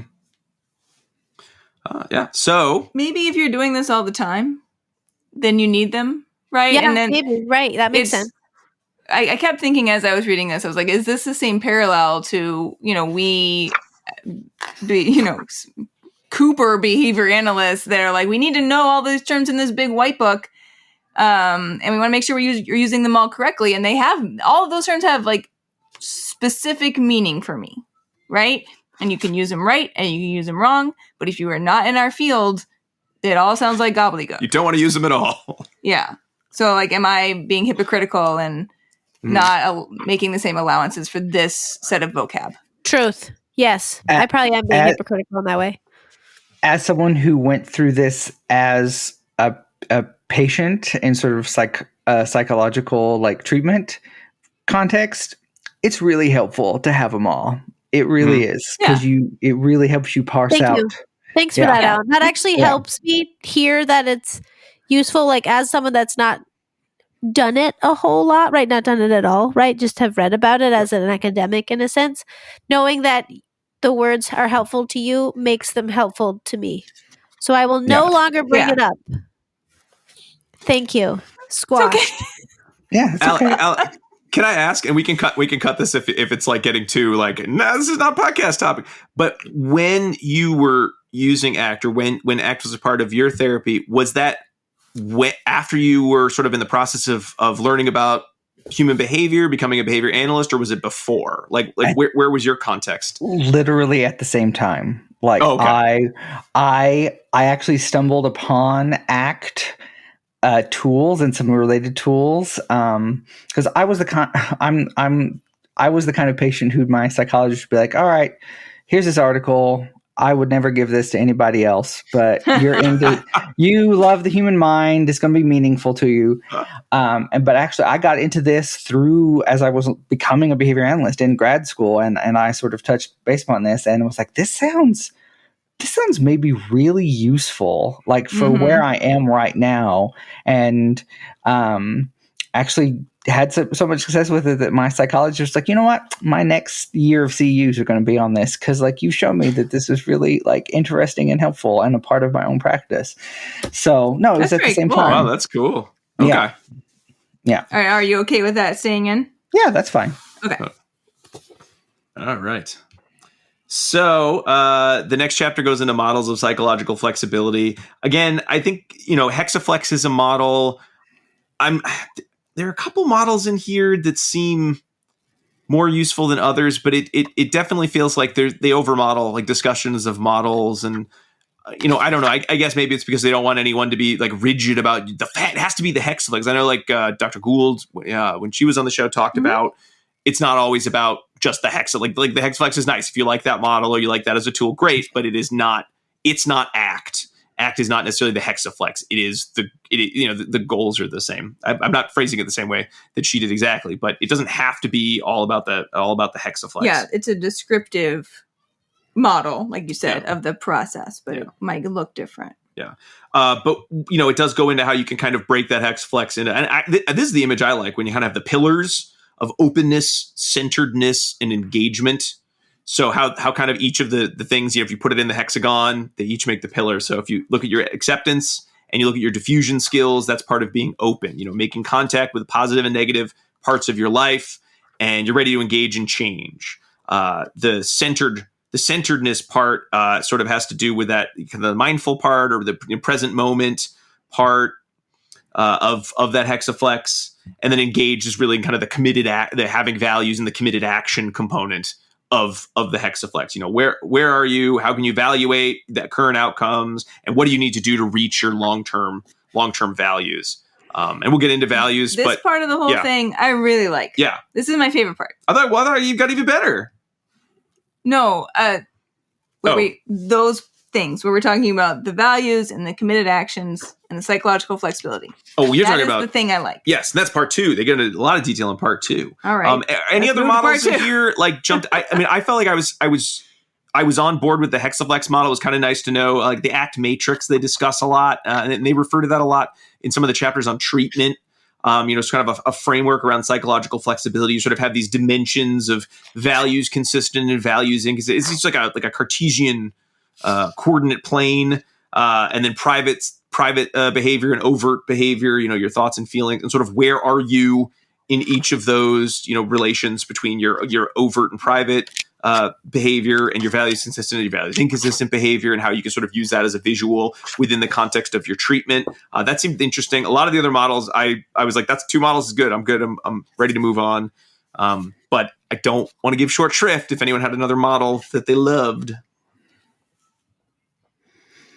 Well, I would just say that the other model, that's the EEMM model, the hexaflex with evolutionary science expanded model. That one is nice in terms of you thinking about, in terms of adding like a very strong like biological component into this, because if you happen to be working with people that do have differences in affect, or differences in just like biological need, or whatever, it's nice because it's laying out that there will be effective motivational differences that aren't just the hexaflex. And so that was really useful for me to see, and I'll be following up on it just as a different way to conceptualize ACT than the hexaflex and the sort of derived models. So okay, it's the RFT version of ACT, which I really appreciated. All right, as I don't dislike RFT, but as I'm less familiar with RFT than I am with ACT. That model was not my. Well, I didn't dislike it. I just didn't grab me quite the same. I felt like I was swimming in acronyms at that point, and I needed out. You don't want to talk about the hyperdimensional and model? I feel like the EEMM model would be nice for someone who was like a practitioner, a scientist practitioner, and like an academic sense, trying to really, really develop new methodologies, as opposed to sort of the hexaflex, which feels very much a chair and couch. This is what we're going to implement in our like therapy sessions kind of idea. So, okay. All right, let's move into part 2, which was, I think, our favorite overall, I think we're consensus this was our favorite part of the book, approaching the ACT processes functionally and analytically. And I think this is great. I think even if you were like, I don't know about this ACT stuff, is it really behavior analytic? I think you'd find something in this chapter. Even if you're like, I don't want to practice ACT, I don't want to use ACT, but like, is there really a behavioral component to it? How can you explain these terms behaviorally? I thought these sections did a really, really great job. I think if you're interested in using ACT, these chapters did an excellent job also kind of giving you a chance to think about these processes in ways that went beyond, just sort of some metaphors and some ideas. I did like go ahead. I would say a good way to maybe guide your practice going forward. Maybe a good way to guide my practice. Or guide your self-discovery. Right? Like, yes. When I was reading these chapters in part 2, I was like, I'm already doing a lot of these things, not professionally. Humble brag. No, but I've been doing a lot of work on my internal self double for humble many brag. years now. Double humble brag. But not professionally in a academic sense, right? But I absolutely consider these things when I'm doing treatment planning, right? Like when I'm working with parents, I'm not like, well, we should just do this. I'm like, well, where do you want to be in 5 years, in 10 years, in 15 years? Like, how do you think we should get there? Right. So I think the things that ACT does are great. I think you could do pieces of them without doing ACT too. One other thing though, is one day during the pandemic, I was sitting in one of our head counselor's office at our wellness center at Regis, where they have counseling services. And our head counselor loves ACT, and she does ACT. And when I told her it was behavior analytic in nature, she's like, no, it's not. And I was like, no, it absolutely is. And so I think that also is a interesting juxtaposition, right? That I wanted to say at the beginning, but then I forgot, is that people that are not behavior analysts are using ACT. And so I think that makes it harder for behavior analysts to do, right? Because it's like we tried to have the psychological realm use it, and some people like it, some people don't. So we'll come back to behavior analysis, but it feels like it kind of skates the line of both, right? And you can, as like a therapist, which she is, and she's amazing, and I love her to death. In case you're listening, woohoo! I think she's a lot more comfortable practicing ACT than I would be, right? Because she does have that background in training and those types. The parts that I'm most uncomfortable with doing professionally, she's had those trainings in her graduate programming. Right. Yeah. Yeah, and I think when we talk about the practice part of it, there are sections of the book that really do cover what it could look like, what your use of ACT could look like. But I think it had the same challenge that I found in this section as well, is it just feels like there's so much. And this book really wishes it could give it all to you at once. And as someone who has taken a long time in life to realize that getting everything, I want to know it all. I want to have it one place. I want you to give me everything. Then that's like a monkey's paw wish of like, fine, here's the book that has everything. And you're reading it and you're like, I'm getting bored, or I don't understand what's happening, or I don't have the context to learn. There is something to be said for knowing I'm going to take this bit of information and I'm going to give you so much only in one area. And then I'm going to give you the hooks that will bring you to learn more, but I don't have to teach it all to you now.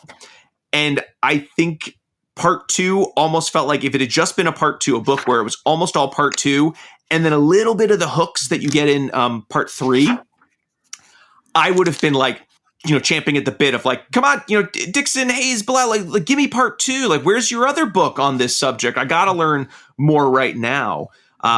Versus the let's try to get it all in here, and then at some point we're going to realize there's no way we can make that as a book that people are going to pick up and then read and then try to utilize. So that was definitely kind of a challenge. Like, this section goes over a lot of great, looking at dependent variables related to each of the ACT components, or independent variables, or what might this look like in terms of how you would measure this. And then not all of it came back in the chapter on what might your treatment session look like. But some of the topics you were just discussing, Jackie, about how might treatment by a behavior analyst be important, but also how might it be difficult in your setting to be the primary implementer of that treatment. Maybe you're doing more consulting to another person who is the thing. So they're taking all these really complex and interesting topics, and all of them are very interesting. But when they're all presented kind of within the flow of one discussion, it makes it very hard to kind of put it all together in terms of, well, what does this mean for me right now as a behavior analyst interested in ACT? So I think they could have gotten away with this section, especially given how much they focused on different types of measurement. In some ways better than I think some of how they shared what it could look like in terms of your treatment or your assessment when we get back to part 3. But basically, we can kind of hit each chapter just, briefly in terms of some of the terminology and then some of the things we found interesting, because it basically is now just chapters on the different components of the hexaflex. So, present moment, discussing, looking at what mindfulness sort of is, its commonality in psychotherapy, and then talks about, well, what are the behavioral underpinnings of sort of, mindfulness or of mindfulness training. And really thinking about it as well, could we think of mindfulness or why don't we think of mindfulness as what it possibly is or what it seems to be, which is kind of ability to shift and broaden your sources of stimulus control.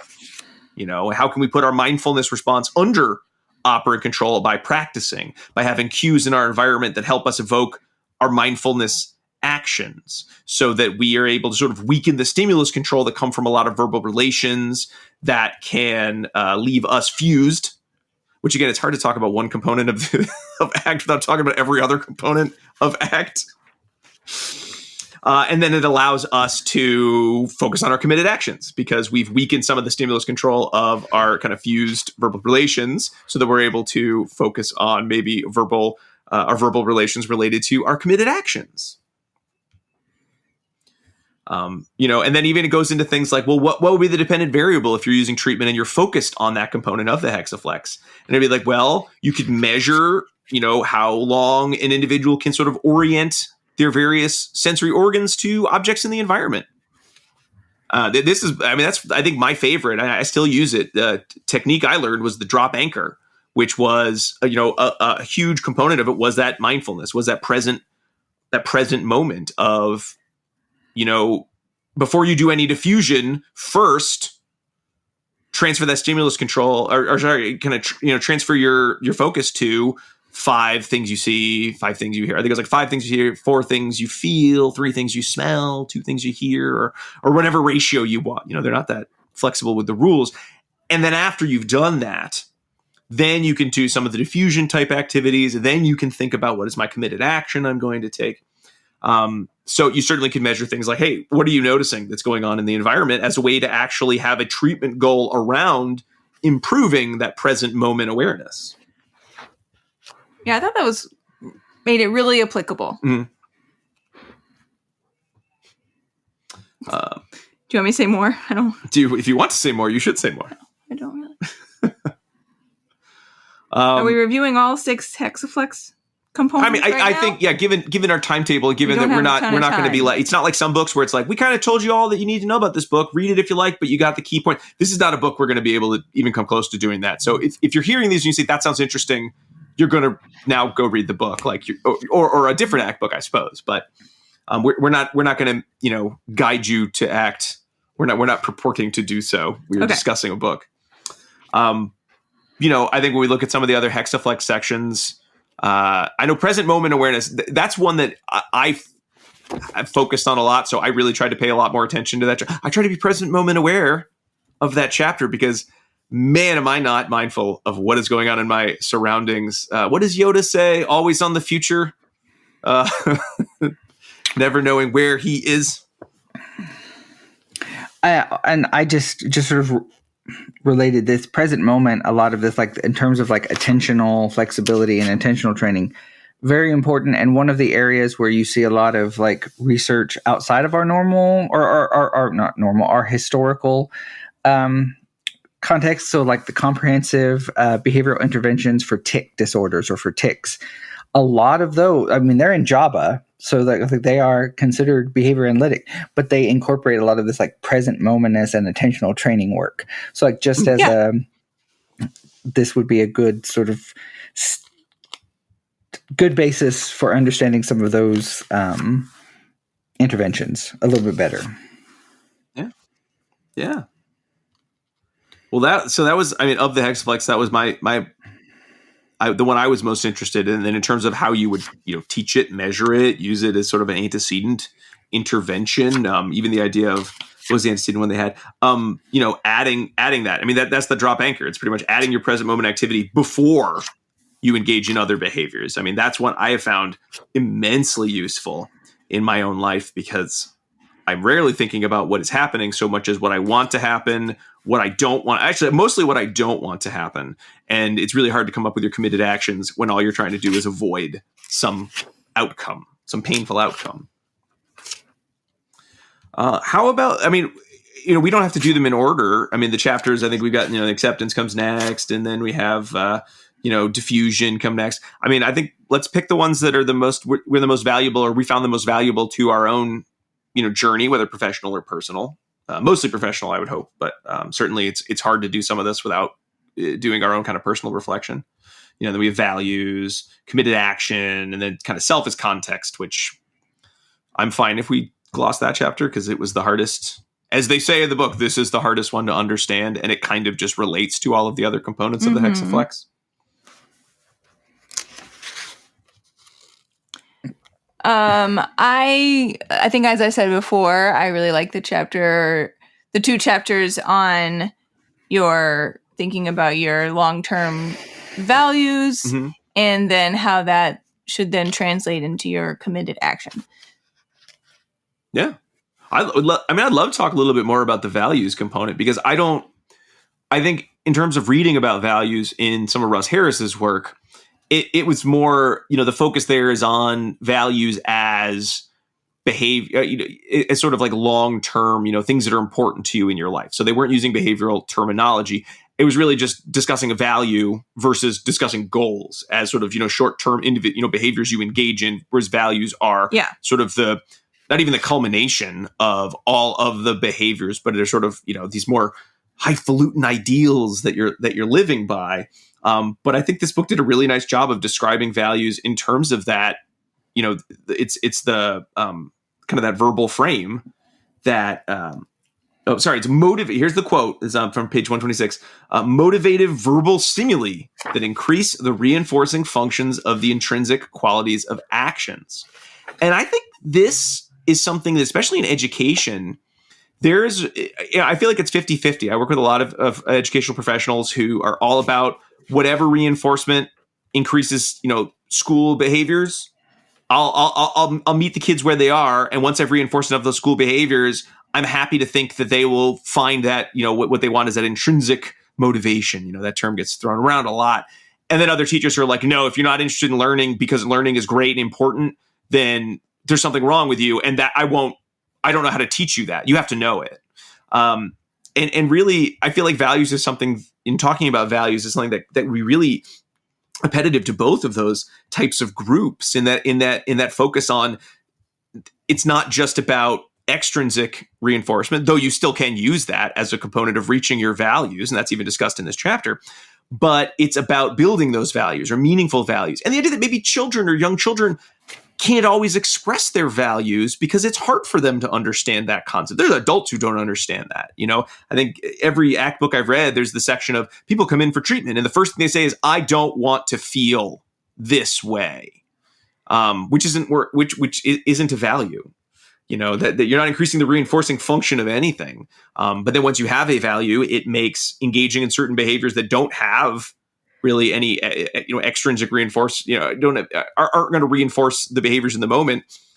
Well, they suddenly do, in that they are, you have that relation of, this is making me a good dad. There were a lot of good dad examples in the book. I went to hockey practice, and that makes me a good dad. I mean, values could also be seen as conditioned reinforcers. Yeah. Right? Or generalized conditioned reinforcers. Whereas the goal setting could be seen as a discriminative stimulus. So I'm just putting other means that we could look at it without the effect of relational framing, but right, it may not be the end all be all, but I just adding my 2 cents. Oh, sure. I mean, all that part is all just about like, this is a way in which we can theorize and attempt to apply like our behavioral terminology to what we think is going on here, but you can't prove these things. Yeah. No, even if I say that, right? I can say that, but that doesn't mean it's true. Yeah. Right? Yeah. Because we So don't it's- know. Exactly. Yeah. Just to touch base back on acceptance a little bit. Sure. I think it's the one that's like, it's very important that if we're going to I should say acceptance and commitment. So it's very important, but it's also seems the most like private event mentalistic, because what it is, it's an acceptance is a series of behaviors that you're engaging in where you're exposing yourself to an aversive, probably internal stimulus.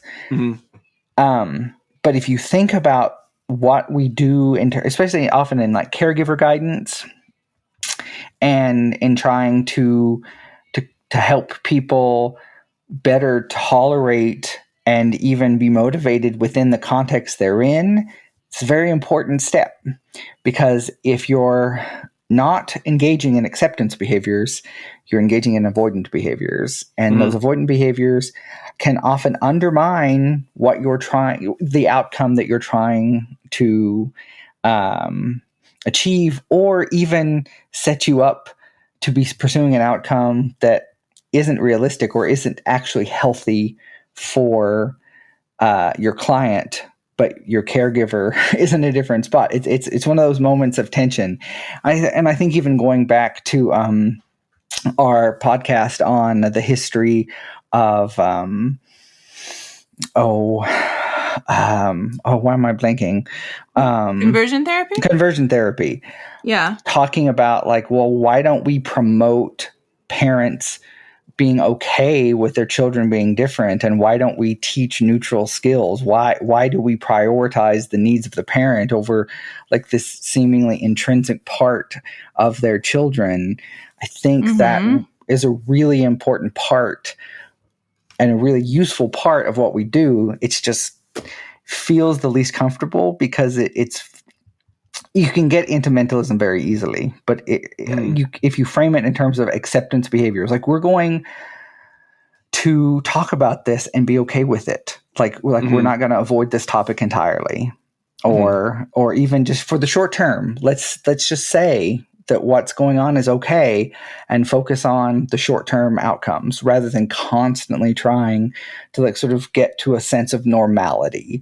And that's what's an important part of ACT and functional contextualism, is that normality isn't really a thing. It's a construct. Like we live in a context, and so we should make that context functional and happy, or at least enjoyable for the people within it, not be pushing toward some ideal that probably has some very dysfunctional components to it if you really dig into it. So just because we kind of glossed over acceptance, I think that's an important part. Yeah. Well, we were going out of order. We go with whatever order is best. Of course. One thing in this section that I found interesting, or this chapter, was talking about acceptance versus kind of behavioral willingness. And, because I tend to sort of hear those terms and think they're kind of the same. They're kind of the same thing, right? Well, I'm willing to accept. I'm willing to accept all these feelings, and therefore I'm willing to sort of deal with them. And really, how when in terms of that ACT framework, how willingness is observable behavior. The willingness topographically could take the form of what you would think of as acceptance, and that you could reinforce someone for staying in a crappy environment or in a crappy situation, and if there's enough reinforcement, you thin it over time. They'll engage with that. They'll engage in behavior that they were not willing to before. and how the willingness and acceptance maybe could be the same, but they're not necessarily, because the acceptance is more about is less about the fact that, like, fine, I'll tolerate, or I will go, or I will do these things that I do not like, because the acceptance has to be about being open and flexible and non-judgmental in terms of the moment-to-moment experience. So willingness is I can engage with whatever these behaviors are, with the acceptance being, that's the kind of that subtle difference of, I don't want to use the definition in the term.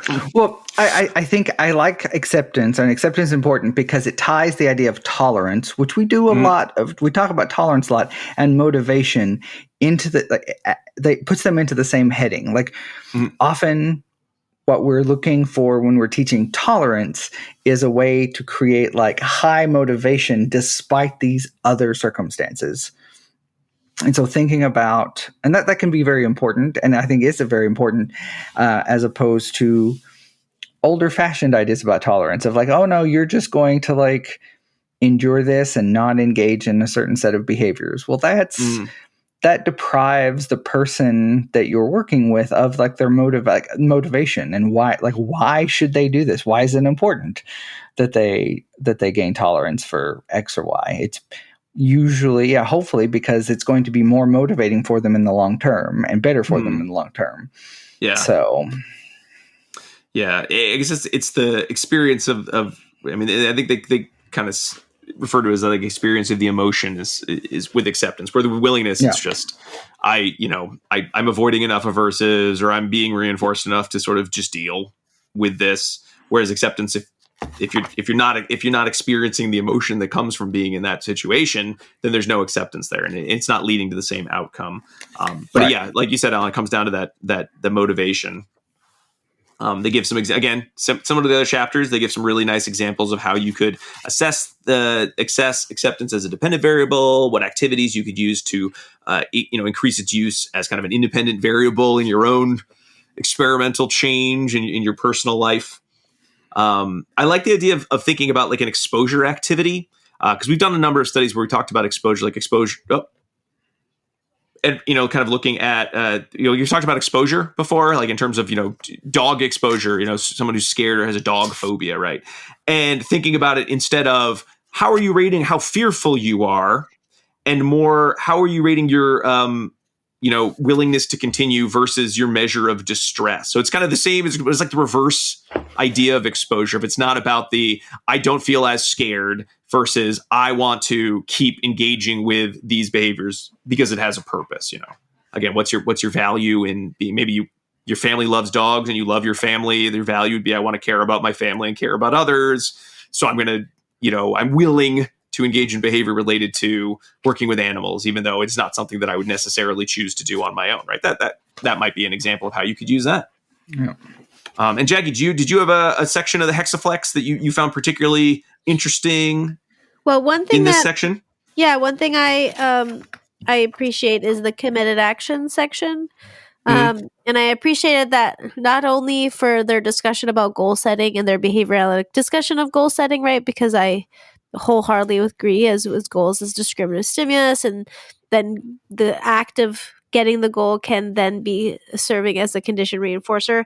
But I did like their discussion of the committed action being the stimulus, like the verbal relation that can connect two parts of your day, right? Because that's not necessarily a goal per se, but it can help you transition to those different harder parts. When we're always talking about clients have difficulty going from like a high preferred to a low preferred, or like, coming off of a break or going to like a harder class, and having that action specified as a verbal rule and saying, okay, I'm not doing great here. Like I find this challenging, but if I persevere, then I will be able to move on to the English class. Right. And I appreciated that point, that you can use this rule governed behavior as the behavior relation here, but as maybe also a stimulus, behavior relation, right. Where you can help with those transitions throughout the day and be committed to moving through your day in a little more peaceful and less chaotic jumble of mess, which I feel like that's something that I need to work on because my transitions are horrendous, as Diana can attest to. So that's something that personally I think might be a nice. It's something that I haven't thought about, right? So that's something that I might think more into and try personally, and then potentially professionally as I move through it by myself. Yeah. I think that the idea of the verbal, kind of that verbal relation, when we talk about committed actions, or when one talks about committed actions, I think they mentioned in some kind of ways that you could put it into play with sort of the, antecedent behavior consequence contingencies. So if you could put, some symbol that you post before engaging in a behavior you want to increase, or even just the stimulus saying to yourself, this is hard and I'm trying to accept it. Am I still committed? I'm committed to whatever that behavior is. Do I still feel like I can honor that commitment? And so even like allowing a level of choice of, is this something that I want to take as my committed action? And committed action also, I think, had a lot of, what we think of as sort of our more common contingency management, in terms of, you also can just directly reinforce, hey, I'm doing the committed action that leads to my values, and therefore cookie or M&Ms, right? Maybe that's why I resonated more with this one, with that verbal relation, right? Because it is more behavior analytic in this, but there was also that piece that I hadn't considered yet about the verbal relationship there. Yeah. And I do want to point out really quickly in the chapter on diffusion, one of Diana's papers is cited, paper on behavioral momentum. Oh, yeah. To which I wrote in my notes, if you want to make your book even harder to understand, why don't you add in a whole section about behavioral momentum and behavioral density? Which, again, I read it a few times. We've talked about it. I did find interesting, but at the same time, maybe there's a time and a place to throw behavioral momentum into your complicated section of your book. But I appreciated the shout out. Yes, Diana appreciates the shout out.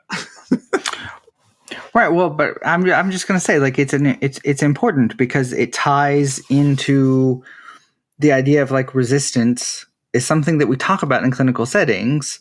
Well, diffusion is just like a sort of more private verbal version of that, and that there are certain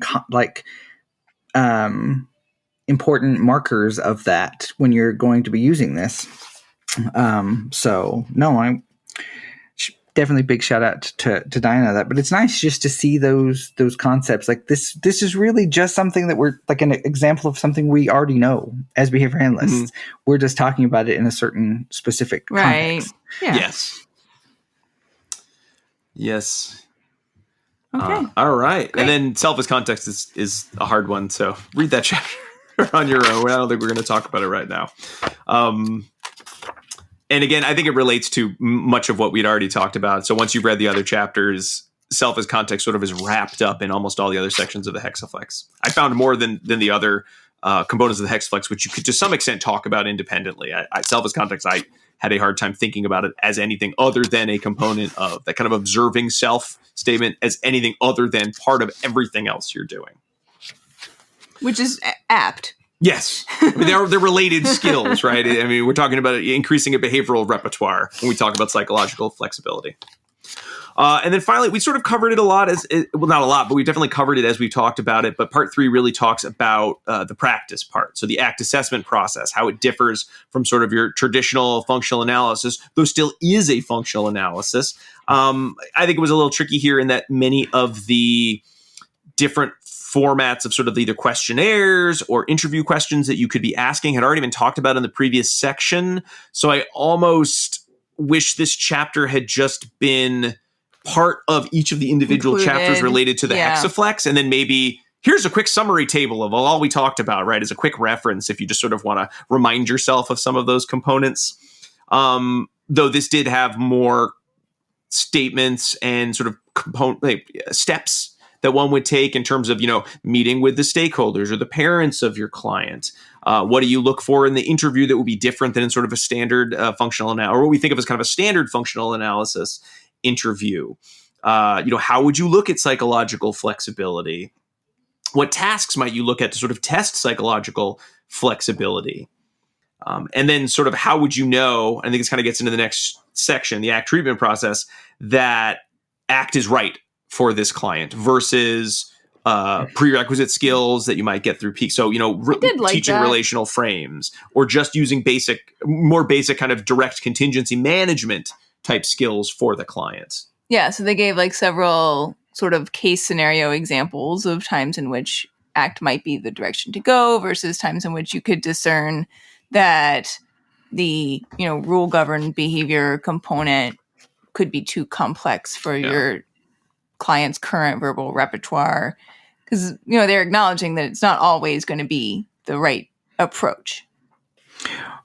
And 182 has the nice flow chart of like, should you use an ACT-based intervention? It's a very nice set of like questions of, is this appropriate? Yeah. I mean, these chapters also did cover a lot of what I do find personally frustrating about ACT overall, in that there seem to be so many different ways to engage in therapy using the ACT model that at times it feels overwhelming, of like, here's a billion different metaphors you could use related to these components of psychological flexibility. Here's 50 different assessment type tools and activities you could do. And I think part of that is why, if you're like, ACT sounds good to me, you would need a lot of the content in this book in terms of the behavioral underpinnings to sort of help you fine tune what it is you're going to try to do to help your client, and B, someone to supervise your work in this area, which sometimes feels a little insurmountable if you're just like, well, I've been working in private schools doing, basic contingency management for all these years. Like, it's got to make a big jump, because that doesn't necessarily make you ready to do, therapy using ACT. But I think the quickest way to see the relevance of this approach is working with that set of clients and their behavioral parameters. Because if you're right, if your experience is only in working with, folks with really limited verbal repertoires, then this seems like, light years away from ever being applicable. But I know, Rob, like, you often work with clients for whom this could be really beneficial. Every emotional behavioral, kind of student in that sort of emotional behavioral disability category, I was like, I can't believe I'm not using this, and I haven't used it for years. I'm so behind. So that may make a really big difference for people in, how they sort of interpret the utility of this book is really just based on like their own experience and examples that they have to apply it toward. Yeah. So for me, I was like, I don't know, like this seems kind of beyond what my area of comfort is, but that may be limited based on my own personal experience, more so. And if I were suddenly thrust into a position like you have, I might immediately start to see the applicability in the ways in which this is could become part of my repertoire. Yeah, that's important to note, Diana. Like our primary clients are small clients. We do work with graduate students, but I mean we don't work with them in this way, right? No, we don't. But I don't think they'd appreciate it if you tried to play therapist to them the same way. I talk to them about a lot of these components, though. We talk about experiential avoidance. We talk about psychological flexibility. We talk about long-term and short-term goals and planning for those goals. And several of these components I've begun to incorporate into like this introductory class I have for them. That's like what it's going to be like to be in grad school, and it's going to be tough, and you got to roll with it. You got to ride it, right? Yeah. Yeah. You got to urge surf. Yeah. Okay. The chapter on treatment, I think, is sort of an interesting picture of what treatment could look like. But again, I think compared to part 2, did not provide the level of specificity that I might want at this point in reading this book, which I understand sort of why it couldn't, because there's so many different options you could take. Talking about goals. I did appreciate this section really focused on, at the end of the day, your behavior analyst, you need to support behavior change, not now you're more your acceptance scores have gone up, and therefore I've done a great job as your like, if you haven't changed the behavior of your client or helped your client change their behavior, doesn't really matter what the score is on the CAM, the mindfulness They made measure. that point very clear. Yeah, I did appreciate that. Yeah. Or you're not going to write a goal of like, we'll increase their diffusion ability. Would not be an appropriate goal to write, even though you may do diffusion activities. It always has to tie back to the behavior. Yes. Then a chapter on research, which again I felt was totally out of place. And then a chapter on ethics. Birthday party. That felt very much like it had a little bit. There were definitely some key points that were very important. I don't want to dismiss that, but a lot of the examples did have kind of a grind my gears example. Like how many examples were, my old professor is old and says that he doesn't think ACT is behavior analytic and it's dumb and no one should use it. And it's like, well, professor, you haven't looked at the recent research. Like a lot of them had an odd tone. I found very strange, just very, very targeted in some of these examples. They were not as good as, say, Darren and Adele's ethics book scenarios. There was a little less nuance in some of the ones put out here. Names have been changed to protect the innocent. Yeah, so it was a little. Certainly, some of the ethics related to working in a big team while using ACT, whether you're competent to work with the population using ACT, is the client appropriate for ACT? The support. How would you support the use of ACT across settings? I think those were really interesting ethical discussions. I did appreciate those. Once we got past some of the initial ones that felt a little off.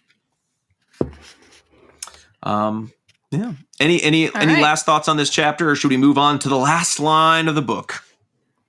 Last line. Just a nice ethics flowchart on page 283. That's all I want to point out for people to. I feel that's important. That is the risks to using ACT as an intervention, sort of as the flowchart. Is it at risk? Is it moderate? Who's your population? That is actually nice. Cautionary. Yes. That's a great flow chart. And I think they recognize that is a common concern and a rightful concern for folks. Is how are people going to use this, and is it within their scope of competence and comfort? So it's appropriate to include. Yeah. Okay, what's the last line, Rob? The last line. I always love to read the last line of a book because I think you have to have a good last line. No matter what your book is, it must end well. And I actually really like this last line. So as much as I think I surfed the urge to put this book down quite a number of times, this did end itself very well. And here's the last line on page 284. We believe that behavior analysts have long passed the point when isolation is needed to maintain purity. Our field is confident in its assumptions and sure-footed in its theoretical commitments. It is time to put ACT and RFT to use inside behavior analytic practice. It will be a challenge, but that challenge is one that our field is ready for. That's good. That is an amazing last sentence. Yeah. It's really good. Yeah. It's really, they certainly could have just ended with like, and these are some ethical questions and how this book is over. And they chose to actually end it with a whole page on like the road ahead, and almost like an epilogue that was nice. Page. Yeah. But I thought that last line was good. Road less traveled by. Yeah. And I think when we think about ACT, I agree with that last line. I am interested in learning more about RFT. I certainly have been interested in learning about ACT. And as much as sometimes I wondered if it was for me, I have decided it is. I have defused with the thought. I'm having a thought that I'm incompetent and I can't help anybody unless I know ACT and there's no way to learn it. Nope, I've diffused from that. It's a thought. Thanks, mind, as Russ Harris would tell me to diffuse a little bit. And I'm going to continue actively learning more about ACT. I think this book was great for helping me also understand a little bit more about the behavior analytic underpinnings of many of the components in ACT. So those are my final thoughts. Where are we all standing on this now that we've had 2 hours to talk about this book? There's some good takeaways. I'm still on the fence. It didn't 100% sell me, but it didn't make me run in the opposite direction either.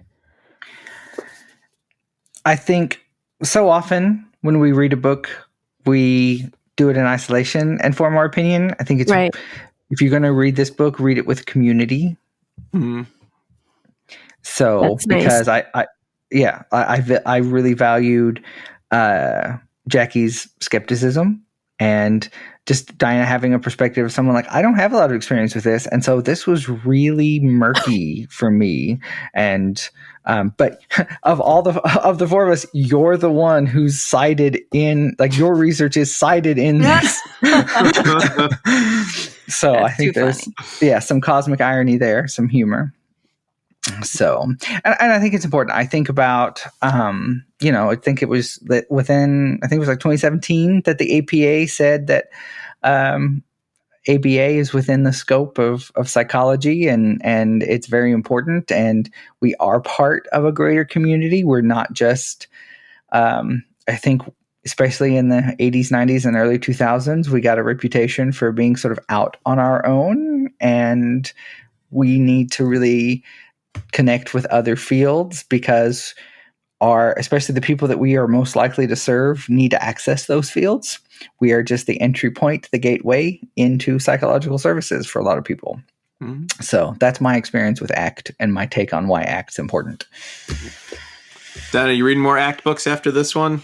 I might read The Happiness Trap because I've heard it recommended by someone that I really value their perspective. Thank you. So. You're going to take some committed action. I appreciate that. All right. Well, folks, that's it, man. We hope you enjoyed our discussion of acceptance and commitment therapy for behavior analysts by Dixon, Hayes, and Belisle. We appreciate you taking the time to listen to our show. If you listened to this back when we first released it in 2024, thank you so much for being a patron of the show. If you're listening to this a year later, I hope that you found this conversation equally interesting.